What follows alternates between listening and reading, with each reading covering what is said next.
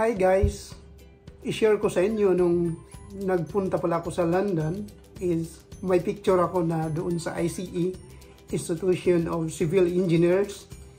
So may picture ako doon, hinanap ko kung nasaan po yung accessible nila na stairs. Yung steps is talagang retractable stairs. So ito po yung accessible for all.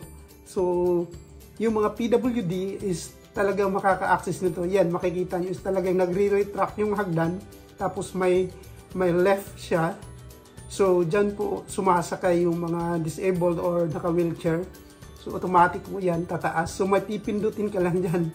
So ako hinanap ko yan. So hindi ko nakita. So nandyan lang pala sa gilid. Siguro, nung baka tinabunan na nila or nag-improve na nila kasi yung videos na to is matagal na. So yan, hinanap ko yan.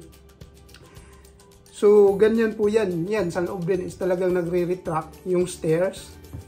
Paatras. So makikita nyo kung gaano kaganda. So accessible siya sa mga PWD, lalo na yung mga naka-wheelchair. So yan, nakikita nyo. So talagang may ganyan sa London. So na-amaze lang po ako dahil talagang nakikita po nito yung may mga kapansanan. So yan, kung makita nyo yung hagdan, napakaganda. Talagang kung titingnan mo parang wala lang, pero may ano pala dyan, may nakatago palang ganyan. So yan. Kung makikita nyo yan, pababa siya. Yan, pindutin mo lang yan. So dyan po yan sa ICE, Institution of Civil Engineers. So may mga iba-iba ding area na mayroong mga ganyan na rin dito sa UK po.